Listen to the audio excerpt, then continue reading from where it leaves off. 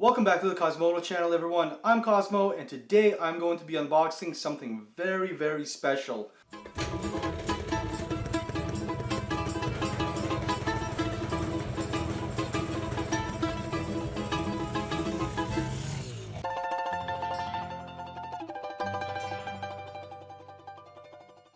Now this right here, as you can already tell by the title, is a Fresco Big One exhaust for my Yamaha DT175. I also got the silencer, and I'm really excited to, even just look at it. I'm really stoked, so let's get right into it. Probably the biggest box I've ever gotten. Actually, I've ordered tires before, but that doesn't count. It's not really that fun. Oh boy. A lot of paper so far. That's always good. What do we got here? Silencer and exhaust. Let's dig in, I guess.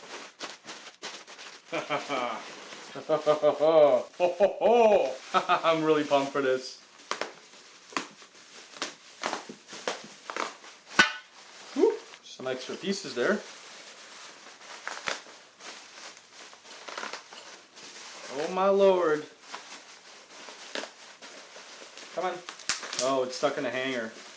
There we go. Wow. This thing is badass. Ugh, I'm having so much trouble with this. Wow. This is awesome.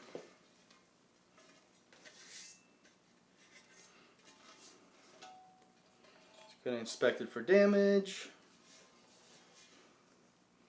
Wow. This is crazy, guys. I love this. Here, just to compare the big one versus the stock one. This one's a little dirty, but it's okay. Check that out. It's quite the size difference. So I actually thought that this exhaust is going to be in similar construction to that one, and it is, but it feels like it's maybe thinner steel. I'm not sure. That one feels actually just as heavy, so I would imagine this is a thinner gauge steel. You can definitely feel it's a little more echoey. Definitely feels unrestricted, so that's a big plus, because that one has mazes inside of it and severely restrictive. So wow, this is awesome. I actually think I could probably copy this design and maybe try welding my own. Wow, I am so pumped. It is hydroformed, I think, or it's just stamped from two pieces. Like stamped and welded from two pieces. I'm really not sure, but it's interesting that there's only one hook. Bit of surface rust in there, but that's okay. That'll clear out when she fires up. So this is really neat. I'm so pumped. I'm already getting fingerprints over it. This is so beefy. Even just look. Even just comparing the the stems here. This one is so much thicker. It's a different power band, you can tell too, because this one, the actual exhaust, like the expansion chamber is longer, or maybe it's just further away. This is really cool. I need to learn more about two-stroke expansion chambers, because this is really neat. But I'm gonna put this one away before I get everything else dirty. Oh, I'm so pumped on this. I don't know if that's a scratch from me or not, but whatever. No big deal. Let's take a look at the silencer. Where did I put this so I don't kill it? I'll just put it back in the box for now. I think there's something else in here. So that's all the mounting hardware for the expansion chamber. You get a flange, you get an adapter, and you get a spring. So that's cool. You get all the hardware. This exhaust will mount up to a stock cylinder, and you can run it on a stock cylinder. You have to rejet it and whatnot. But you really start seeing performance gains when you do a port on the engine, which is what I'm planning to do. I'm really curious to see the silencer. So much wrapping, but this is good because otherwise it would be damaged. Oh, this thing looks wicked already. That's a big boy too. Nice. Nice. I love that gunmetal finish. Very cool. Look at that tip. I don't know if you can see that, but that is awesome. This fits on the stock exhaust, so you don't have to use the Big One expansion chamber. You can just use the Big One silencer, which is pretty cool. Man, this thing is just straight through. I will need to get a spark arrestor for this because it doesn't have one, and I don't want to start any fires, but this is so cool. It does come with mounts actually, so I know it looks like it doesn't have a hanger, but it does have a hanger. And it's got a Big One exhaust system sticker, which I might actually scan first before I stick on there, so I can always get it reproduced if I want to. But yeah, it's got this mount as well, which is quite beefy, I guess. Gonna have to bend that around the diameter, but this is, yeah, comes with everything you need. It's basically a plug and play, you know, just install and enjoy. You do need to rejet, like I said, but it's all part of the game. All part of the two-stroke game, boys and gals, all like 2% of you. Boom.